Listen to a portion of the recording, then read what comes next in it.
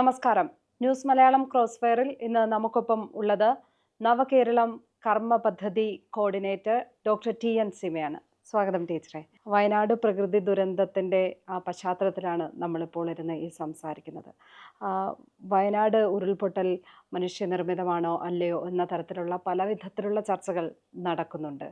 ഇപ്പോൾ ഹരിത കേരള മിഷന് കീഴിൽ തന്നെ പലതരത്തിൽ പ്രളയ നിർമ്മാർജ്ജനത്തിനായും പശ്ചിമഘട്ട സംരക്ഷണത്തിനായും ഒക്കെ പലതരം പദ്ധതികൾക്ക് നേതൃത്വം കൊടുക്കുന്ന ആളാണ് ടീച്ചർ. ടീച്ചർക്ക് എന്താണ് തോന്നുന്നത് വയനാട് ഉരുൾപൊട്ടൽ ദുരന്തം കണ്ടപ്പോൾ? പ്രത്യേകിച്ചും അത് നമ്മളെ എല്ലാവരെയും തന്നെ ഞെട്ടിച്ച ഒരു ദുരന്തം തന്നെയാണ്. വയനാട് ദുരന്തവുമായി ബന്ധപ്പെട്ട് അതിൻ്റെ ഒരു പ്രധാന കാരണം ഇന്നത്തെ ഒരു സാഹചര്യം എന്ന് പറയുന്നത് കാലാവസ്ഥാ വ്യതിയാനവുമായി ബന്ധപ്പെട്ട് വന്നിട്ടുള്ള ചാഞ്ചാട്ടങ്ങൾ തന്നെയാണ്. കഠിനമായിട്ടുള്ള മഴ, കുറച്ച് സമയം കൊണ്ട് തന്നെ കൂടുതൽ വെള്ളം കിട്ടുന്ന തരത്തിലുള്ള മഴ എന്ന് പറയുന്നത് സ്വാഭാവികമായിട്ടും ഒരു സാച്ചുറേഷൻ പോയിന്റിന് അപ്പുറത്തേക്ക് വെള്ളത്തെ പിടിച്ചു നിർത്താൻ മണ്ണിന് കഴിയില്ല. വാസ്തവത്തിൽ അത് എല്ലാം മനുഷ്യനിർമ്മിതമാണ് എന്നതിന് മാത്രം നമുക്ക് അങ്ങനെ പറയാൻ കഴിയില്ല. മനുഷ്യൻ്റെ ഇൻ്റർവെൻഷൻസ് കുറേയൊക്കെ അതിൻ്റെ രൂക്ഷത കൂട്ടിക്കാണും. പക്ഷേ നമുക്ക് സംഭവിച്ചുകൊണ്ടിരിക്കുന്ന കുറേ കാലങ്ങൾ കൊണ്ട് സംഭവിച്ചുകൊണ്ടിരിക്കുന്ന പ്രകൃതിയിന്മേൽ നമ്മളുടെ ഇടപെടൽ മൂലവും കാലാവസ്ഥ വ്യതിയാനത്തിൻ്റെ ഭാഗമായിട്ടും ഒക്കെ സംഭവിച്ചുകൊണ്ടിരിക്കുന്ന ക്രമമായൊരു മാറ്റമുണ്ട്. ആ മാറ്റത്തെ കൃത്യമായി പഠിച്ചുകൊണ്ട് അതിലിടപെടുക എന്നുള്ളതാണ് ശാസ്ത്രീയമായിട്ട് നമുക്ക് ചെയ്യാൻ കഴിയുന്നത്. പക്ഷെ അതേ സമയത്ത് തന്നെ ആയിരക്കണക്കിന് മനുഷ്യരുടെ ഉപജീവനത്തെ സംബന്ധിച്ചും അവരുടെ ജീവിത സുരക്ഷിതത്തെ സംബന്ധിച്ചും ഒക്കെ തന്നെ നമ്മൾ കൺസേൺ ആവേണ്ടതുണ്ട്. അപ്പോൾ അതുമെല്ലാം പരിഗണിച്ചുകൊണ്ടുള്ള ഒരു സമീപനമാണ് ഹരിത കേരള മിഷൻ തുടക്കം മുതൽ തന്നെ സ്വീകരിച്ച് വന്നിട്ടുള്ളത്. ബഹുമാനപ്പെട്ട മുഖ്യമന്ത്രിയാണ് ഈ മിഷനെ നയിക്കുന്നത്. അപ്പോൾ ഒരിക്കൽ 2018 പ്രളയത്തിന് ശേഷമാണ്, അതുവരെ ജലസ്രോതസ്സുകൾ വീണ്ടെടുക്കുക അല്ലെങ്കിൽ അത്തരം പ്രവർത്തനങ്ങൾ ചെയ്തിട്ടുണ്ട്. കുളങ്ങളും കിണറുകളും അതുപോലെ തന്നെ ചെറിയ നീർച്ചാലുകളൊക്കെ എടുത്തിട്ടുണ്ട്. പക്ഷേ ഇതൊരു വലിയ ക്യാമ്പയിനായി മാറണം. കാരണം ഈ ലോക്കൽ ഫ്ലഡിങ് ആണ് വാസ്തവത്തിൽ നമ്മുടെ കേരളത്തിലെ വെള്ളപ്പൊക്കത്തിൻ്റെ ഒരു പ്രധാന കാരണം എന്ന് പറയുന്നത്. അത് മുഴുവനും അങ്ങനെ വേറെ എവിടെയെങ്കിലും ഒഴുകി വരുന്നത് മാത്രമല്ല, നമ്മുടെ ഒരു സ്ഥലത്ത് പെയ്യുന്ന മഴ അവിടെ നിന്ന് ഒഴുകിപ്പോകാൻ പണ്ടുണ്ടായിരുന്ന ചാലുകൾ ഇല്ലാതാവുകയോ അടഞ്ഞു പോവുകയോ വഴിമാറി വിടുകയോ ഒക്കെ ചെയ്തതിൻ്റെ ഭാഗമായിട്ട് ഒഴുകിപ്പോകാൻ നിവൃത്തിയില്ലാതെ അവിടെ തന്നെ കെട്ടിക്കിടന്നുണ്ടാകുന്ന വെള്ളപ്പൊക്കമുണ്ട്. അപ്പോൾ അതിൻ്റെയൊക്കെ പരിഹാരം എന്ന് പറയുന്നത് പുഴ സുഗമമായി ഒഴുകുക എന്നുള്ളതാണ്. തോടായാലും നീർച്ചാലായാലും പുഴയായാലും കടലിലെത്തുന്നത് വരെ ഒഴുകാൻ കഴിയണം. അപ്പോൾ ജലസംരക്ഷണത്തിൻ്റെ ഉപമിഷനുമായി ബന്ധപ്പെട്ട് ഞങ്ങൾ പരിശോധിച്ച് നോക്കുമ്പോൾ ഈ നീർച്ചാലുകളും മറ്റും തന്നെ തെളിച്ച സ്ഥലങ്ങളിലെല്ലാം വെള്ളം നന്നായി ഒഴുകിപ്പോവുകയും ആ വെള്ളപ്പൊക്കത്തെ കൺട്രോൾ ചെയ്യാൻ കഴിയുകയും ചെയ്തിട്ടുണ്ട്. അങ്ങനെയാണ് 2019 ഇനി ഞാൻ ഒഴുകട്ടെ എന്ന് പറയുന്നൊരു ക്യാമ്പയിൻ ആരംഭിച്ചു. അപ്പോൾ അതിനു മുമ്പ് തന്നെ ദേശീയ ഗ്രാമീണ തൊഴിലുറപ്പ് പദ്ധതിയും ഹരിത കേരള മിഷനും പഞ്ചായത്തുകളൊക്കെ ചേർന്ന് ധാരാളം ചാലുകൾ എടുത്തിട്ടുണ്ടായിരുന്നു. പക്ഷെ ഇതൊരു വലിയ ജനകീയ പരിപാടിയായിട്ട് വന്നപ്പോൾ ശരിക്കും ആളുകളത് ഏറ്റെടുക്കുന്നൊരു സ്ഥിതി വന്നു. അങ്ങനെ ഇനി ഞാൻ ഒഴുകട്ടെ പദ്ധതി മുന്നോട്ട് പോകുമ്പോൾ ഞങ്ങൾ രണ്ടാം ഘട്ടം എന്നുള്ള നിലയിൽ ഞങ്ങൾ ഏറ്റെടുത്തത് ഈ ശൃംഖലകളെ വീണ്ടെടുക്കാം എന്നുള്ളതാണ്. ഇപ്പോൾ വെള്ളം എന്ന് പറയുന്നത് ഒറ്റ വഴിയിൽ ഒഴുകുകയല്ല. ഒരുപാട് ഇപ്പോൾ ഒന്നാം നിരച്ചാല് രണ്ടാം നിരച്ചാൽ എന്നൊക്കെ നമ്മൾ പറയും. തുടങ്ങുന്നിടത്ത് ആദ്യത്തെ ഒരു ഉറവയുണ്ടാവും, ആ ഉറവ മറ്റൊരു ഇതിൽ വന്ന് ചേരും, അതിൽ മറ്റു പലതും വേറൊരെണ്ണം കൂടെ വന്ന് ചേരുന്നുണ്ടാവും. ഇങ്ങനെ വലുതായിട്ടാണ് പുഴയും നദിയും വരൊക്കെ ആയിട്ട് മാറുന്നത്. അപ്പോൾ അങ്ങനെ പരിശോധിച്ച് നോക്കുമ്പോൾ ആ ശൃംഖലകൾ വീണ്ടെടുക്കാൻ വേണ്ടി ഇപ്പം നോക്കുമ്പോഴാണ് പലയിടത്തും ശൃംഖലകൾ മുറിഞ്ഞു പോകുന്നുണ്ട്. അപ്പോൾ ഈ നെറ്റ്വർക്ക് ശരിയായി ഇല്ല എങ്കിൽ വാസ്തവത്തിൽ അവിടെ വീണ്ടും വെള്ളപ്പൊക്കത്തിനൊരു സാധ്യത വരും. ഈ ഒരു സാഹചര്യത്തിൽ പ്രത്യേകിച്ച് 2018 അന്നത്തെ പ്രകൃതി ദുരന്തം, അതിൽ വെള്ളപ്പൊക്കം മാത്രമല്ല, അന്ന് എൻ്റെ ജീവിതത്തിലെ മറക്കാനാവാത്തൊരു കാഴ്ചയാണ് വയനാട് പൊഴുതനയിലെ കുറിച്ചിമലയിലുണ്ടായ ഉരുളുപൊട്ടൽ. കുറിച്ചിമലയിൽ വാസ്തവത്തിൽ ഒരു വലിയ നമ്മളൊരു ഹൈവേ പോലെ ഒരു പ്രദേശം മുകളിൽ നിന്ന് താഴേക്ക്, അവിടെ തേയിലത്തോട്ടമായിരുന്നു, മുകളിൽ നിന്ന് താഴേക്ക് വഴി വെട്ടിയതുപോലെ വീതിയിൽ ആണ് ഇത് വന്നിട്ട് 2 കിലോമീറ്റർ അപ്പുറം വരെ ഈ ഉരുള് പൊട്ടിപ്പോയി. തൊട്ടിപ്പുറത്തെ കുരിശുമലയുടെ ഇപ്പുറത്തെ സൈഡ് നോക്കുകയാണെങ്കിൽ നിറയെ ആളുകൾ താമസിക്കുന്ന ചെരുവുകളിലെല്ലാം ആളുകൾ താമസിക്കുന്നുണ്ട്. ഭാഗ്യത്തിന് ഒരു ജീവൻ പോലും അന്ന് നഷ്ടപ്പെട്ടില്ല. പക്ഷെ അന്ന് അവിടുത്തെ പ്രസിഡന്റ് ചോദിച്ചൊരു ചോദ്യമുണ്ട്, എങ്ങനെയാണ് നമുക്കിത് മനസ്സിലാവുന്നത്?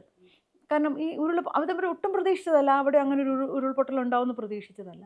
അപ്പോൾ ഇതിനെ നമുക്ക് തടയാൻ ഒരുപാട് പേര് പഠിച്ചിട്ട് പോകുന്നുണ്ട്. നമുക്ക് എങ്ങനെ ഇന്ന് തടയാൻ കഴിയും, അല്ലെങ്കിൽ എങ്ങനെയാണ് നമുക്കിതൊന്ന് കൈകാര്യം ചെയ്യാൻ കഴിയുക? സത്യത്തിൽ ഈ ഒരു ഈ 2018-ലും 2019-ലും ഉണ്ടായ ഈ ഒരു പ്രത്യേകിച്ച് പശ്ചിമഘട്ട മേഖലയിൽ ഉണ്ടായിട്ടുള്ള ചെറുതും വലുതുമായിട്ടുള്ള ഉരുളുപൊട്ടലുകളും മലയോര പ്രദേശത്തുണ്ടായ പ്രശ്നങ്ങളും എല്ലാം തന്നെ വല്ലാതെ ഹരിത കേരള മിഷനെയും ബാധിച്ചിട്ടുണ്ട്. കാരണം ഇതൊരു പരിസ്ഥിതി പുനഃസ്ഥാപനവുമായി ബന്ധപ്പെട്ടൊരു മിഷനാണ്. അപ്പോൾ എന്ത് ചെയ്യാൻ കഴിയും? ആ ഘട്ടത്തിലാണ് റീബിൽഡ് കേരള ഇനിഷ്യേറ്റീവ് എന്ന് പറയുന്ന 2018-ന് ശേഷം പരിസ്ഥിതി സൗഹൃദ പുനർനിർമ്മാണം എന്ന് പറഞ്ഞ് സർക്കാർ ഒരു പദ്ധതി കൊണ്ടുവന്നു. അപ്പോൾ ആ RKI എന്ന് പറയുന്ന റീബിൽഡ് കേരള ഇനിഷ്യേറ്റീവിൽ ഞങ്ങൾ ഈ സ്ട്രീംസ് ചെറിയ മുകളിൽ നിന്നുള്ള പശ്ചിമഘട്ടത്തിലെ മുകളിൽ നിന്നുള്ള ചാലുകൾ മാപ്പ് ചെയ്യാനായിട്ടുള്ളൊരു ശ്രമം, അതിനൊരു പദ്ധതി ഞങ്ങൾ സമർപ്പിച്ചു. അപ്പോൾ അത് ഹരിത കേരള മിഷൻ ഇംപ്ലിമെൻറ്റിംഗ് ഏജൻസി അല്ല, ഞങ്ങളൊരു പ്ലാറ്റ്ഫോമാണ്. പല സംവിധാനത്തെ ഒരുമിച്ച് കൊണ്ടുവരാനുള്ള ഒരു പ്ലാറ്റ്ഫോമാണ്. ഞങ്ങൾ ചെയ്തത് IT മിഷൻ 2019 ബഹുമാനപ്പെട്ട CM തന്നെ ഉദ്ഘാടനം ചെയ്ത മാപ്പത്തോൺ കേരള എന്ന് പറയുന്നൊരു ഓപ്പൺ സ്ട്രീറ്റ് മാപ്പിംഗ് സിസ്റ്റം ഉണ്ട്. അപ്പോൾ അത് വെച്ച് സാറ്റലൈറ്റ് ഇമേജൊക്കെ വെച്ചുകൊണ്ട് തന്നെയാണ് അത് ചെയ്യുന്നത്. ആ ഓപ്പൺ സ്ട്രീറ്റ് മാപ്പിംഗ് സംവിധാനം ഉപയോഗിച്ച് മാപ്പത്തോൺ കേരള ഉപയോഗിച്ച് നമുക്ക് സ്ട്രീം മാപ്പ് ചെയ്ത് കഴിഞ്ഞാൽ, കാരണം ഇത് ഈ മുകളിൽ നിന്നൊക്കെ ഒഴുകുന്ന സ്ട്രീമൊന്നും ആരും കണ്ടിട്ടില്ല. ഒരുപക്ഷെ ആ പ്രദേശത്ത് താമസിക്കുന്നവർ പോലും കാണുന്നുണ്ടാവില്ല, ചിലപ്പോൾ പാറയുടെ ഇടയിൽ കൂടെ ഒഴുകി വരുന്നുണ്ടാവും, ആരും അറിയില്ല. ഈ സ്ട്രീമുകളൊന്ന് മാപ്പ് ചെയ്യണം എന്നുള്ള ധാരണയുണ്ടായി. അങ്ങനെ അതിന് ശേഷമാണ് വാസ്തവത്തിൽ ഇതിലേക്ക് വരുന്നത്. ഈ മാപ്പത്തോൺ നടത്തിയതിൻ്റെ പശ്ചാത്തലത്തിൽ കേരളത്തിലെ മൊത്തം സ്ഥിതി, ഇപ്പം വയനാട്ടിൽ 70% ഈ അരുവികൾ ഇത്തരത്തിൽ നശിപ്പിക്കപ്പെട്ടിട്ടുണ്ട് അല്ലെങ്കിൽ തടയപ്പെട്ടിട്ടുണ്ട് എന്ന് പറയേണ്ടായി ടീച്ചർ. കേരളത്തിലെ മൊത്തത്തിലൊരവസ്ഥ നോക്കുമ്പോൾ എങ്ങനെയാണ് മനസ്സിലാവുന്നത്?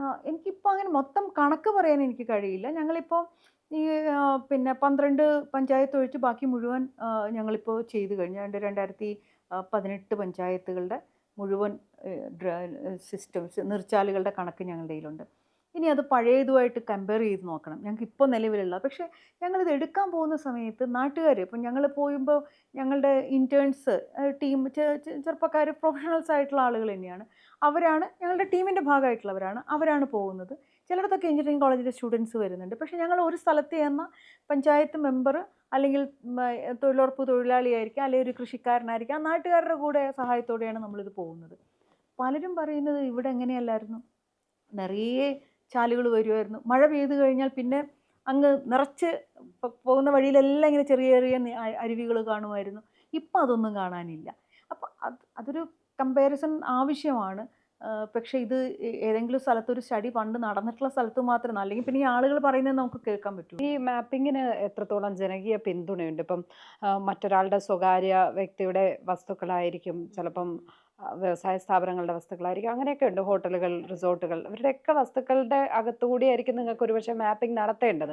അതിന് എത്രത്തോളം പിന്തുണ കിട്ടുന്നുണ്ട്? വാസ്തവത്തിൽ മാപ്പത്തോൺ വർക്കിന് നല്ല പിന്തുണ കിട്ടി, നാട്ടുകാരുടെ നല്ല പിന്തുണ കിട്ടി. പക്ഷെ ഞങ്ങൾക്ക് നേരിടേണ്ടി വന്ന ചില പ്രശ്നം എന്ന് പറയുന്നത്, ഈ മാപ്പത്തോൺ ചെയ്തു വരുമ്പോൾ കാണാം ചില റിസോർട്ടുകളുടെ കക്കൂസ് കുഴൽ നേരെ ഈ തോട്ടിലേക്കാണ് തുറന്നു വെച്ചിരിക്കുന്നത്. നിരവധി സ്ഥലങ്ങളിൽ അത് നടക്കുന്നുണ്ട്. പലയിടത്തും അങ്ങനെ ആക്ച്വലി അവിടെ ഒരു സെപ്റ്റിക് ടാങ്ക് ഉണ്ടാക്കാനോ അല്ലെങ്കിൽ അതിനൊന്നും കാശില്ലാത്തവരൊന്നുമല്ല. പക്ഷെ വളരെ വളരെ സ്വാഭാവികമായിട്ടുള്ളൊരു കാര്യം എന്നുള്ള നിലയിൽ ഇതിനകത്തേക്ക് തുറന്നു വെച്ചിരിക്കുക. അത് ഗുരുതരമായ ഒരു ക്രിമിനൽ കുറ്റവുമാണല്ലോ. അതൊക്കെ ഒരു പക്ഷേ ഈ അത് ഞങ്ങൾ പഞ്ചായത്തിനിടയിൽ റിപ്പോർട്ട് ചെയ്യേണ്ടി വരും അല്ലേ? റിപ്പോർട്ട് ചെയ്യും. അത് പഞ്ചായത്തിന്റെ അവതരണത്തിൽ ഞങ്ങൾ ഇത് കാണിക്കും, എവിടെയൊക്കെയാണ് ഇങ്ങനത്തെ ഒരു ഈ എൻക്രോച്ച്മെന്റ് എന്ന് പറയുന്നത് റവന്യൂ ഒക്കെ ആയിട്ട് ബന്ധപ്പെട്ട് നിൽക്കുന്ന ഒരു കാര്യമാണ്. പക്ഷേ ഇത്തരത്തിൽ എവിടെയൊക്കെയാണ് ഈ തോട്ടിലേക്ക് വരുന്ന നീർച്ചാലുകൾ വരുന്നത്, അത്തരം കാര്യങ്ങൾ ഞങ്ങൾക്ക് പഞ്ചായത്തിൻ്റെ ശ്രദ്ധയിൽ പെടുത്താൻ കഴിയും. അപ്പോൾ അതൊരു ശരിക്കും പറഞ്ഞാൽ അവർക്കൊരു അത് കറക്റ്റ് ചെയ്യാനായിട്ടുള്ളൊരു അവസരം കിട്ടുകയാണ്. ഇതിൽ ഞങ്ങൾ ആദ്യം എടുത്ത കൊല്ലത്തെ അലയമൺ പഞ്ചായത്ത് നല്ല പഞ്ചായത്താണ്, എല്ലാ ശുചിത്വത്തിൻ്റെ എല്ലാത്തിൻ്റെയും കാര്യത്തിൽ. ആ പഞ്ചായത്ത് 56 നീർച്ചാല് ഇതിന് ശേഷം വീണ്ടെടുത്തു. അതൊരു നല്ല അനുഭവമായിട്ടാണ് അവർ പറഞ്ഞത്. ഞങ്ങൾ MGNREGS വെച്ച് തന്നെ, തൊഴിലുറപ്പ് പദ്ധതി വെച്ച് തന്നെ ഞങ്ങൾക്ക് അത്രയും വീണ്ടെടുക്കാൻ കഴിഞ്ഞു. പക്ഷെ ഇപ്പോൾ ഞങ്ങൾ നേരിടുന്നൊരു കാര്യം എന്ന് പറയുന്നത്, അത് നമ്മൾ സർക്കാരുമായിട്ടൊക്കെ തന്നെ ചർച്ച ചെയ്തു. അതായത് ഈ ചില നീർച്ചാലുകൾ നമുക്ക് മനുഷ്യർക്ക് മാത്രമേ എടുക്കാൻ പറ്റൂല, ചിലപ്പോൾ മെഷീനറി ആവശ്യമായിട്ട് വരും. ഇപ്പോൾ തൊഴിലുറപ്പൊക്കെ നമുക്ക് ഉപയോഗിക്കാൻ പറ്റുന്നത് ഒരു പരിധിവരെ മാത്രമേ നമുക്ക് അവർ കൈകൊണ്ട് ഇതൊക്കെ അല്ലെങ്കിൽ ഇത് ഉപയോഗിച്ച് ചെയ്യാൻ പറ്റുള്ളൂ. ചിലടത്ത് മെഷീനറി ആവശ്യമായിട്ട് വരും. അപ്പോൾ അതുകൊണ്ട് ഇനിയുള്ള വീണ്ടെടുപ്പ് ഇപ്പോൾ ഏതാണ്ട് ഒരു 1000 കിലോമീറ്ററിലധികം ഈ മാപ്പത്തോണിൻ്റെ തുടർച്ചയായിട്ട് എടുത്തിട്ടുണ്ട്. കോഴിക്കോട് അങ്ങനെ പല സ്ഥലത്തും അത് എടുത്തിട്ടുണ്ട്. ഈ മഴയ്ക്ക് ശേഷം ആ വീണ്ടെടുപ്പ് കുറേ കൂടി ശക്തമാക്കാനായിട്ടുള്ള പരിപാടിയാണ്. ഇനി ഞാൻ ഒഴുകട്ടെയുടെ 3ാം ഘട്ടം ഈ നവംബർ കഴിഞ്ഞ് ഡിസംബർ മാസത്തിൽ ആരംഭിക്കുകയാണത്. മുഖ്യമന്ത്രി അത് അനൗൺസ് ചെയ്തിരുന്നു. അപ്പോൾ കോട്ടയത്ത് തിരുവാർപ്പ് എന്ന് പറയുന്ന ടൗൺ തന്നെയാണ്. മീനച്ചിലാറിലെ വെള്ളപ്പൊക്കവും അതുപോലത്തെയുള്ള പ്രശ്നങ്ങൾ കൊണ്ട് തിരുവാർപ്പെല്ലാം നല്ലവണ്ണം പിന്നെ വെള്ളം പൊങ്ങുന്നൊരു സ്ഥിതി ഉണ്ടായിരുന്നു. പക്ഷെ കോട്ടയത്തെ മീനച്ചിലാർ, മീനന്തലയാർ, കുളൂരാർ പുനർനദീ സംയോജനം എന്ന് പറഞ്ഞൊരു നല്ല പദ്ധതി, ജനകീയ പരിപാടിയാണ് നടന്നത്. ഹരിത കേരള മിഷൻ്റെ ഇതുമായി ബന്ധപ്പെട്ട് നടന്നതാണ്. അതിൻ്റെ ഭാഗമായിട്ട് ഏതാണ്ട് ഒരു 700 കിലോമീറ്ററിലധികം നീർച്ചാലുകൾ അവിടെ തന്നെ അവർ പരസ്പരം ബന്ധപ്പെട്ട് കിടക്കുന്നത് വീണ്ടെടുത്തു. കഴിഞ്ഞ 2 വർഷമായിട്ട് അവിടെ വെള്ളം പൊങ്ങുന്നില്ല. വെള്ളം പൊങ്ങിയാലും അത് ഒഴുകി പോകുന്നുണ്ട്. അപ്പം ഇതൊരു റിസൾട്ട് ഉണ്ടാക്കുന്ന കാര്യമാണ് എന്നുള്ളത്. അതുകൊണ്ടാണ് ഈ സ്വീകാര്യത വരുന്നത്. ഈ 2018-ലെയും 19-ലെയൊക്കെ പ്രളയത്തിന് ശേഷം എല്ലാവരും വിചാരിച്ചിരുന്നത് നമ്മുടെ ഭൂവിനിയോഗത്തിൽ മലയാളിക്ക് ഒരു റീതിങ്കിങ്, ഒരു പുനർവിചിന്തനം ഉണ്ടാകും എന്ന് തന്നെയാണ്. പക്ഷേ അതത്ര കാര്യമായി ഉണ്ടാകുന്നുണ്ട് എന്ന് തോന്നുന്നുണ്ട്. ഇപ്പോൾ ഇത്തരത്തിലുള്ള പദ്ധതികൾക്ക് സ്വീകാര്യത കിട്ടുന്നുണ്ട് എന്ന് പറയുന്നത് വളരെ നല്ല കാര്യം, നല്ല അനുഭവം ടീച്ചറെ സംബന്ധിച്ചിടത്തോളം. പക്ഷേ അതല്ലാതെ ജനറലി അങ്ങനെ ഒരു മാറ്റം വന്നിട്ടുണ്ട് എന്ന് നമുക്ക് പറയാനാവും. ഭൂവിനിയോഗത്തിൻ്റെ കാര്യത്തിനകത്തായാലും ഇപ്പോൾ ഈ മാലിന്യ സംസ്കരണത്തിൻ്റെ കാര്യത്തിലൊക്കെയാണ്. മാലിന്യ സംസ്കരണം നമ്മൾ കാണുന്നുണ്ട്, ഇതിൻ്റെ ആപത്ത് കാണുന്നുണ്ട്. പക്ഷെ എന്നാൽ പോലും പ്രത്യേകിച്ച് വിദ്യാഭ്യാസമുള്ളവരെ, സാമ്പത്തികമായിട്ടൊക്കെ മെച്ചപ്പെട്ട് നിൽക്കുന്നവരെ പോലും അവർക്കാണെങ്കിൽ സംവിധാനങ്ങൾ ഒരുക്കാൻ കാശോ കാര്യങ്ങളൊക്കെ ഉണ്ടാവാം. പലരും അത് അംഗീകരിക്കാൻ തയ്യാറാവുന്നില്ല. എന്തുകൊണ്ടിങ്ങനെ ജീവിച്ചുകൂടാന്നുള്ളത്. എന്നാൽ അവർക്ക് വിദേശ രാജ്യങ്ങളൊക്കെ പോയിട്ട് പറയൂ, അവിടെയൊക്കെ കണ്ട് പഠിക്കണം, നിങ്ങൾ സിംഗപ്പൂർ ഒന്ന് പോകണം, അല്ലെങ്കിൽ ദുബായ് ഒന്ന് പോകണം. നല്ല ശക്തമായ എൻഫോഴ്സ്മെൻ്റ് അവിടെ ഉണ്ട്. നിയമ നടപടി എടുക്കും. നമ്മളൊരു വേസ്റ്റ് വലിച്ചെറിഞ്ഞു കഴിഞ്ഞാൽ അവിടെ നിയമ നടപടി ഉണ്ട്. ഇവിടെ പക്ഷേ നമുക്ക് നിയമത്തെക്കുറിച്ച് പറയാൻ പാടില്ല, അല്ലെങ്കിൽ നമ്മൾ എന്തെങ്കിലും പറഞ്ഞാൽ പറയും ഇതൊക്കെ ഞങ്ങൾക്ക് അറിയാവുന്ന കാര്യമാണെന്ന് പറയും. അത് ഇച്ചിരി ബുദ്ധിമുട്ടുള്ള കാര്യം തന്നെ. ഈ ശീലമാറ്റം അല്ലെങ്കിൽ മനോഭാവ മാറ്റം എന്ന് പറയുന്നത് പ്രയാസമുള്ളൊരു കാര്യം തന്നെയാണ്. ഒരുപാട് ഈ പിന്നെ വെള്ളത്തിൻ്റെ ഈ ജലസ്രോതസ്സുകൾ വൃത്തിയാക്കി സൂക്ഷിക്കുന്നതിനെക്കുറിച്ച് പറയുമ്പോഴും വിഷമം തോന്നുന്ന കാര്യം എന്ന് പറയുന്നത് ചില പുഴകളിലൊക്കെ നേരിട്ട് വെച്ചിരിക്കുകയാണ് പിന്നെ കക്കൂസ് കുഴലുകൾ. അപ്പം അത് ഇപ്പം ഞങ്ങൾ തിരുവനന്തപുരത്തെ കിള്ളിയാർ മിഷൻ കഴിഞ്ഞ സർക്കാരിൻ്റെ കാലത്ത് എടുത്തതാണ്. അവിടുത്തെ ബ്ലോക്ക് പഞ്ചായത്തും എല്ലാവരും ഗ്രാമപഞ്ചായത്തൊക്കെ ചേർന്ന് എടുത്തതാണ്. ഗ്രാമപ്രദേശത്ത് സിറ്റിയിലേക്ക് കയറുന്നതിന് മുമ്പാണ്. അവിടെ ഒരു 10-26 കിലോമീറ്ററിൻ്റെ ഇടയിൽ 200ഓളം കക്കൂസ് കുഴലുകളാണ്. പിന്നെ കിള്ളിയാർ പണ്ട് നല്ല പുഴയായിരുന്നു, ഇപ്പോൾ ഒരു തോടായിട്ട് ഒഴുകുന്നതാണ്. അതിൻ്റെ കല്ലിൻ്റെ കെട്ടുണ്ട്. ആ കെട്ടിൻ്റെ അകത്തുകൂടി വെച്ചിരിക്കുക. നമ്മൾ മനസ്സിലാക്കൂല, ഒരു കുഴലുണ്ടെന്ന് മനസ്സിലാവില്ല. അങ്ങനെ ഒഴുക്കി വിടണമെങ്കിൽ ഈ കിള്ളിയാറിലേക്ക് താഴേക്ക് വന്നു കഴിഞ്ഞാൽ ആളുകൾ കുളിക്കുന്നുണ്ട്, വസ്ത്രം അലക്കുന്നുണ്ട്, അല്ലെങ്കിൽ മറ്റു കാര്യങ്ങൾക്ക് വേണ്ടി ഉപയോഗിക്കുന്നുണ്ട്. അപ്പം എന്തുകൊണ്ട് ഈ കാലഘട്ടത്തിലും ജലജന്യ രോഗം ഉണ്ടാകുന്നു? എന്തുകൊണ്ടാണ് ഇത്തരത്തിൽ നമുക്ക് നമ്മുടെ സൈഡിൽ കൂടെ, നമ്മുടെ വീടിൻ്റെ മുറ്റത്തൂടെ ഒഴുകുന്ന അല്ലെങ്കിൽ പുറകിൽ കൂടെ ഒഴുകുന്ന ഒരു തോട്ടിൽ കാല് വയ്ക്കാൻ തോന്നാത്തതെന്ന്? നമ്മളിതിനൊക്കെ അതീതരാണെന്നൊരു തോന്നൽ ഇതുണ്ട്. അത് ഇച്ചിരി ബുദ്ധിമുട്ടുള്ളൊരു കാര്യം തന്നെയാണ്. ഈ മാലിന്യ നിർമ്മാർജ്ജനം, ഇപ്പോൾ ടീച്ചർ പറഞ്ഞതുപോലെ അത് ഇപ്പോഴും കേരളത്തിനൊരു തലവേദനയായി അവശേഷിക്കുന്നു എന്നുള്ളത് തന്നെയാണ്. ഇപ്പോൾ ആ മേഴഞ്ചാൻ തോട്ടിൽ കണ്ട ദുരന്തം അതൊരു മനുഷ്യന് സംഭവിച്ച ദുരന്തമല്ല, ഒരു സമൂഹം എന്നുള്ള നിലയ്ക്ക് നമുക്ക് എല്ലാവർക്കും സംഭവിച്ചൊരു ദുരന്തമായിട്ട് വേണം അതിനെ കാണേണ്ടത്. എന്തുകൊണ്ടാണ് അത് ഇപ്പോഴും ഈ കാലത്തും അതങ്ങോട്ട് പ്രോപ്പറായി നടപ്പാക്കാൻ പറ്റാത്തത്? ഈ മനോഭാവം ഒന്നുകൊണ്ട് മാത്രമാണോ, അതോ കുറച്ചുകൂടി ക്രിയാത്മകമായ പദ്ധതികൾ ഭരണതലത്തിൽ നിന്നുണ്ടാകാത്തത് കൊണ്ടുകൂടിയാണ്? 2017 അന്ന് സർക്കാർ എല്ലാവരും, മുഖ്യമന്ത്രിയും മന്ത്രിമാരും ഉൾപ്പെടെ ജനപ്രതിനിധികളെല്ലാം വീടുകളിൽ പോയി എടുത്തൊരു വലിയ ഒരു ക്യാമ്പയിനുണ്ട്, മാലിന്യത്തിൽ നിന്ന് സ്വാതന്ത്ര്യം എന്ന് പറയും. 2017 ആഗസ്റ്റ് 15. അതിന് ഈ ഹരിത കേരള മിഷൻ്റെ ഒരു മുഖ്യ ഉപമിഷൻ എന്ന് പറയുന്നത് ശുചിത്വ മാലിന്യ സംസ്കരണമാണ്. അന്ന് എടുത്തൊരു കാര്യം എന്ന് പറയുന്നത്, കേരളത്തിൽ നമ്മൾ മാലിന്യം നിങ്ങൾ വലിച്ചെറിയരുത് അല്ലെങ്കിൽ ഈ നിലയിൽ ചെയ്യരുതെന്ന് പറയുമ്പോൾ പകരം എന്ത് ചെയ്യണം എന്ന് പറഞ്ഞു കൊടുക്കാനുള്ള ഉത്തരവാദിത്വം നമുക്കുണ്ട്. അങ്ങനെയാണ് കേരളത്തിൽ ഹരിതകർമ്മസേന വരുന്നത്. 2018 സത്യം പറഞ്ഞാൽ ഈ സിസ്റ്റം ഉണ്ടായി വരുന്നേ ഉള്ളൂ. 2018 പ്രളയത്തിൽ കുറേയൊക്കെ നമുക്ക് അവരെ ഉപയോഗിക്കാൻ കഴിഞ്ഞു. 2019 കോവിഡ് എന്ന് പറഞ്ഞാൽ ഹരിതകർമ്മസേനയായിരുന്നു മിക്ക സ്ഥലങ്ങളിലും അതിൻ്റെ ഒരു മുന്നിൽ വന്നത്. ഇപ്പം നമുക്കറിയാം, ഇപ്പോൾ വയനാടൊന്ന് പോയി നോക്കുക. വയനാട് ദുരിതാശ്വാസ ക്യാമ്പുകളെ ആരാണ് വൃത്തിയുള്ളതാക്കി വെക്കുന്നത്? ഉദ്യോഗസ്ഥർക്കും എല്ലാവർക്കും നല്ല പങ്കുണ്ടാവും. പക്ഷേ ഹരിതകർമ്മസേന അവിടെ ഒരു വലിയ റോള് വഹിക്കുന്നുണ്ട്. അതുകൊണ്ട് കേരളത്തിൽ ഇപ്പോൾ ഒരു സംവിധാനം ഇല്ലയെന്ന് ചോദിച്ചാൽ സംവിധാനമുണ്ട്. കഴിഞ്ഞ ഒരു 4-5 വർഷമായിട്ട് നമ്മൾ ഉണ്ടാക്കിയിട്ടുള്ള ഹരിതകർമ്മസേനയുണ്ട്. പിന്നെ മെറ്റീരിയൽ കളക്ഷൻ ഫെസിലിറ്റി, അതായത് എൻ്റെ വീട്ടിൽ നിന്നോ അല്ലെങ്കിൽ ലക്ഷ്മിയുടെ വീട്ടിൽ നിന്നോ വേസ്റ്റ് എടുക്കുന്നു. ആ വേസ്റ്റിനകത്ത് പേപ്പർ ഉണ്ടാവും, പ്ലാസ്റ്റിക് ഉണ്ടാവും. നമ്മൾ വീട്ടിൽ വേർതിരിച്ച് വെക്കണം എന്നാണ്, വൃത്തിയാക്കി ഭക്ഷണാവശിഷ്ടം കഴുകി കളഞ്ഞ് വെക്കണം എന്നാണ്. ചിലരത് വെക്കൂല, അത് ബുദ്ധിമുട്ടാണ്, അങ്ങനെയുള്ളത് കിട്ടിയാൽ ബുദ്ധിമുട്ടാണ്. അപ്പം നമ്മുടെ വീട്ടിൽ നിന്ന് കിട്ടുന്ന വേസ്റ്റ് സെഗ്രിഗേറ്റ് ചെയ്ത്, ഭക്ഷണത്തിൻ്റെ അവശിഷ്ടമല്ല, പിന്നെ മറ്റ് വേസ്റ്റ്, ഈ സോളിഡ് വേസ്റ്റ് സെഗ്രിഗേറ്റ് ചെയ്ത് കെട്ടിവെച്ച് കൈമാറാൻ ഒരു സ്ഥലം വേണം. അതിനാണ് MCF എന്ന മെറ്റീരിയൽ കളക്ഷൻ ഫെസിലിറ്റി. അതിൻ്റെ അടുത്ത പടിയായിട്ട് പ്ലാസ്റ്റിക് പൊടിച്ച് ടാറിങ്ങിനോ മറ്റു കാര്യങ്ങൾക്കോ ഉപയോഗിക്കാൻ റീസൈക്ലേഴ്സിന് കൊടുക്കാൻ വേണ്ടി ഒരു സംവിധാനം വേണം, റിസോഴ്സ് റിക്കവറി ഫെസിലിറ്റി, RRF. ഇന്ന് കേരളത്തിലെ എല്ലാ തദ്ദേശ ഭരണ സ്ഥാപനങ്ങളിലും MCF ഉണ്ട്. എല്ലാ ബ്ലോക്കിലും നഗരസഭകളിൽ RRF വന്നിട്ടുണ്ട്. പ്ലാസ്റ്റിക് നിരോധനം എത്രത്തോളം പ്രായോഗികമായി നടക്കുന്നുണ്ട്? ഞാൻ അതിനകത്ത് പോസിറ്റീവായിട്ട് തന്നെയാണ് കാണുന്നത്. കാരണം നമ്മുടെ പ്ലാസ്റ്റിക്കിൻ്റെ വേസ്റ്റിൻ്റെ അളവ് കുറഞ്ഞിട്ടുണ്ട്. പക്ഷേ ഇപ്പോൾ വീണ്ടും നമ്മൾ നിരോധനം ശക്തമാക്കിയിട്ടുണ്ട്. ഇതിന് നമ്മൾ ഇത്രയും കാലം തത്വമൊക്കെ പറഞ്ഞുകൊണ്ടിരുന്നു, ആളുകളോട് നല്ല വാക്കൊക്കെ പറയുന്നു. ഇനി എൻഫോഴ്സ്മെൻറ്റ് ശക്തമാക്കിയേ പറ്റൂ.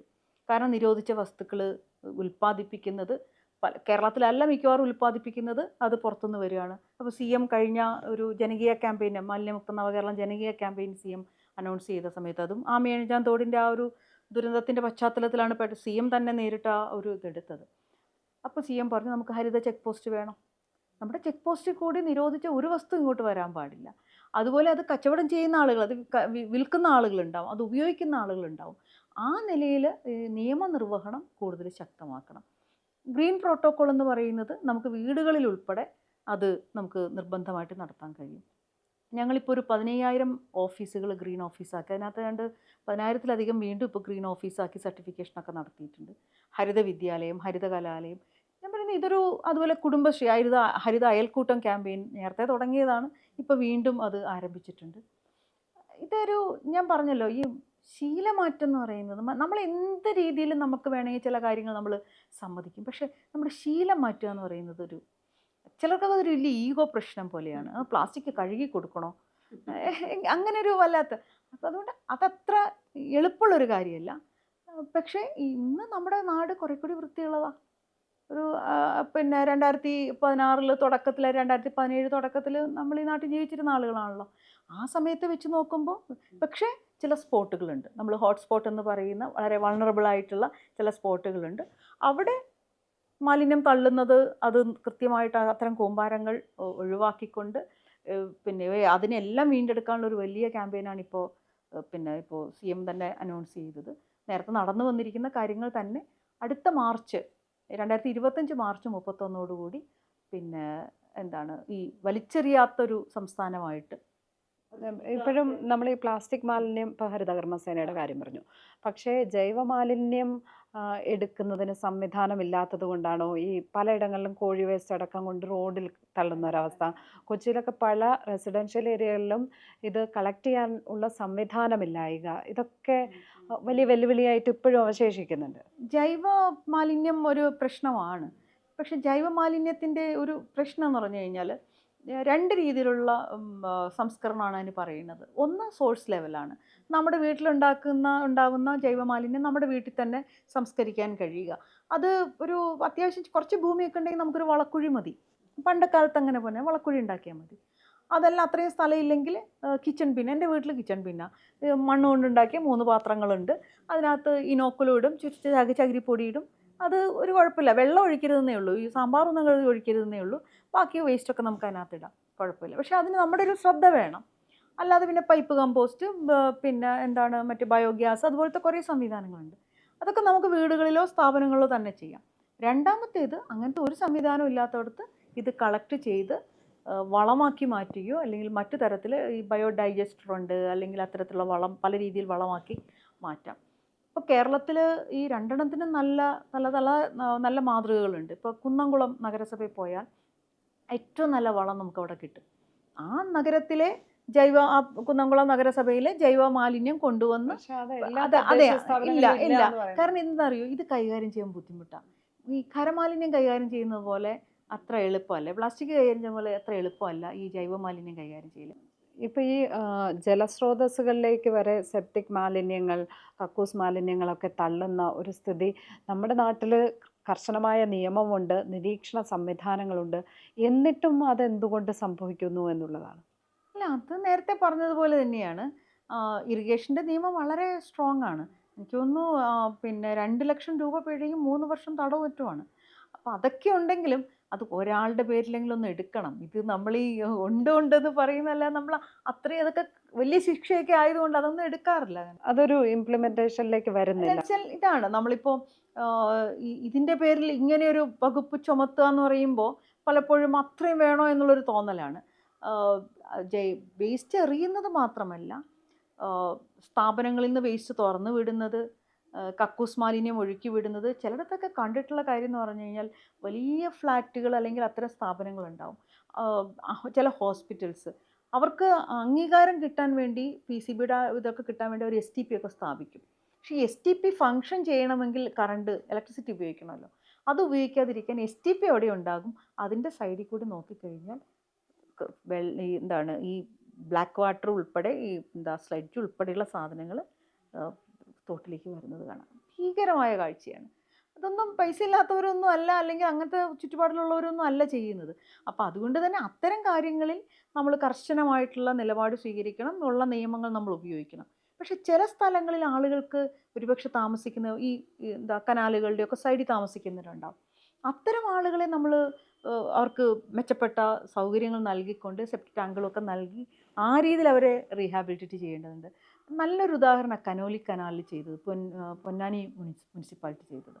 അവർ ആ കനോലി കനാൽ വീണ്ടെടുത്തത് അതിൻ്റെ വശങ്ങളിലുള്ള എനിക്ക് തോന്നുന്നൊരു ഏതാണ്ട് 100-100ഓളം വീട്ടുകാർക്ക് നല്ല കൃത്യമായ വീടും ബാക്കി കക്കൂസ് അടക്കമുള്ള സംവിധാനങ്ങൾ കൊടുത്തിട്ട്. അപ്പോൾ നമ്മളുടെ ഒരു അപ്രോച്ച് എന്ന് പറയുന്നത് എന്താണ് കാരണം, ഈ പ്രശ്നത്തിൻ്റെ കാരണം എന്താണ്, എന്തുകൊണ്ടാണ് അവരിത് ചെയ്യുന്നത്, ഈ കാര്യങ്ങൾ പരിശോധിച്ച് ഓരോന്നിനും അതിനാവശ്യമായ പരിഹാരം കണ്ടെത്തുക എന്നുള്ളതാണ്. ഈ ഹരിത കേരളം മിഷനിലൂടെയും ഈ പ്രവർത്തനങ്ങളിലൂടെയൊക്കെ കേരളത്തിൻ്റെ പരിസ്ഥിതിയെ കൂടുതൽ മനസ്സിലാക്കിയ ഒരു വ്യക്തിയാണ് ടീച്ചർ എന്നാണ് ഞാൻ മനസ്സിലാക്കുന്നത്. കേരളത്തിൽ ഇനിയുള്ള വികസന പദ്ധതികൾ നടപ്പാക്കുമ്പോൾ എന്ത് വേണം എന്നുള്ളതാണ്. ഞാനൊരു പാർട്ടി നിലപാടൊന്നുമല്ല ചോദിക്കുന്നത്, ഒരു വ്യക്തി എന്നുള്ള നിലയ്ക്ക്, പൊതുപ്രവർത്തക എന്നുള്ള നിലയ്ക്ക്, ഒരു ഇൻഡിവിജ്വൽ ആയിട്ടുള്ള ടീച്ചറുടെ ഒരു അഭിപ്രായം എന്തായിരിക്കും? ഒന്ന്, ഇതിനപ്പുറത്തേക്ക് പരിസ്ഥിതിക്ക് ആഘാതം ഏൽപ്പിച്ചുകൊണ്ടുള്ളൊരു വികസനം നമുക്ക് താങ്ങാൻ കഴിയില്ല. വികസനം വേണ്ടെന്നല്ല, വികസനം ആവശ്യമാണ്. പക്ഷെ ആ വികസനം കുറെ കൂടി വിവേകത്തോടെയും ശാസ്ത്രീയതയുടെ അടിസ്ഥാനത്തിൽ നമ്മൾ ചെയ്യേണ്ടതുണ്ട്. അതുപോലെ തന്നെ ഒരു 25 വർഷം കഴിയുമ്പോൾ കേരളം എങ്ങനെയായിരിക്കണം എന്നുള്ളത് കേരളത്തിൻ്റെ വികസനം, ഭൗതിക പശ്ചാത്തല വികസനം അതുമാത്രമല്ല, മറിച്ച് കേരളത്തിൻ്റെ പരിസ്ഥിതി, അതിൻ്റെ ഒരു സന്തുലിതാവസ്ഥ അതെങ്ങനെയായിരിക്കണം എന്നതിനെ സംബന്ധിച്ച് കൃത്യമായൊരു കാഴ്ചപ്പാട് നമുക്ക് ഉണ്ടാവണം. ഇപ്പോൾ ഹരിത കേരള മിഷൻ്റെ തന്നെ ഒരു project net zero carbon Keralam ജനങ്ങളിലൂടെ എന്നുള്ളതാണ്. 2050 ആകുമ്പോൾ കേരളം നെറ്റ് സീറോ ഇതിലേക്ക് എത്തും. ഇന്ത്യ 2070 ആകുമ്പോഴേക്കും കാർബൺ ന്യൂട്രൽ എന്നാണ് പറയുന്നത്, ആ ലെവലിലെത്തും എന്നാണ് പറയുന്നത്. അപ്പോൾ ഞങ്ങൾ ഹരിത കേരള മിഷൻ പിന്നെ CMൻ്റെ കൂടി ചർച്ചയുടെയൊക്കെ അടിസ്ഥാനത്തിൽ, സർക്കാരുമായിട്ടൊക്കെ നടത്തിയ ചർച്ചയുടെ അടിസ്ഥാനത്തിൽ ഞങ്ങളിങ്ങനൊരു പ്രോജക്റ്റ് എടുത്തു. വാസ്തവത്തിൽ അതിനെക്കുറിച്ച് ചർച്ച ചെയ്യുമ്പോഴെല്ലാം എനിക്ക് തോന്നാറുള്ളൊരു കാര്യമുണ്ട്. നമ്മൾ 2050 ആകുമ്പോൾ എന്താകണം, ഒരു 1/4 നൂറ്റാണ്ട് കഴിയുമ്പോൾ എന്താകണം എന്ന് നമ്മൾ ആലോചിക്കുമ്പോൾ വാസ്തവത്തിൽ നേരത്തെ ചെയ്യേണ്ടിയിരുന്ന എന്തെല്ലാം കാര്യങ്ങളുണ്ട്. ഇപ്പോഴെങ്കിലും നമ്മൾ ചെയ്തു തുടങ്ങേണ്ട കുറേയധികം കാര്യങ്ങളുണ്ട്. അപ്പോൾ അതുകൊണ്ട് തന്നെ ഇനിയുള്ള വികസനം തീർച്ചയായിട്ടും ഒരു പരിസ്ഥിതി സൗഹൃദ ആ നിലയിലുള്ള ഒരു വികസനം തന്നെയായിരിക്കണം. നമ്മളുടെ തണ്ണീർത്തടങ്ങളെ കൂടുതലായിട്ട് ഇനി നമുക്ക് അതിനെ നഷ്ടപ്പെടുത്താൻ നമുക്ക് കഴിയില്ല. നമ്മളുടെ നീർച്ചാലുകളും ബാക്കി എല്ലാത്തിൻ്റെയും അത് സംരക്ഷണം ഉറപ്പാക്കിക്കൊണ്ട് മാത്രമേ നമുക്ക്, ഇതിപ്പോൾ ഒരു പാലം കെട്ടുമ്പോൾ പാലത്തിന് 5 ലക്ഷമേ ഉള്ളൂ, എന്നാൽ ഇങ്ങനെ ഒഴുകുന്ന പുഴയുടെ നടുവിൽ ഈ 5 ലക്ഷത്തിൻ്റെ പൈസ വെച്ചിട്ടുള്ളൊരു പാലം ഉണ്ടാക്കാമെന്നൊക്കെ പറയുന്ന ഒരു ചില പഴയ കൺസെപ്റ്റ് ഉണ്ട്. അതുകൊണ്ടാണ് പല പുഴകളും ഈ കുപ്പിക്കഴുത്തിലൂടെ ഒഴുകുന്ന തരത്തിലേക്ക് വന്നത്. അപ്പം അതുകൊണ്ട് തന്നെ പ്രകൃതി വിഭവങ്ങളെ മുന്നിൽ നിർത്തിക്കൊണ്ടുള്ള, അതിന് മുൻഗണന കൊടുത്തുകൊണ്ടുള്ള ഒരു വികസന കാഴ്ചപ്പാട് നമ്മൾ ആവശ്യമാണ്. ഇനിയും നമുക്ക് നിലവിലുള്ള പരിസ്ഥിതിയെ സംരക്ഷിച്ചുകൊണ്ടും കുറച്ചൊക്കെ കറക്ഷനൊക്കെ വരുത്തിക്കൊണ്ടും നമുക്ക് ആ നിലയിൽ പോകാൻ കഴിയുന്ന ഒരു പ്രതീക്ഷ എനിക്കുണ്ട്. ഒന്നും അങ്ങോട്ട് താമസിച്ചു പോയിട്ടില്ല. നന്ദി ടീച്ചറെ. Thank you.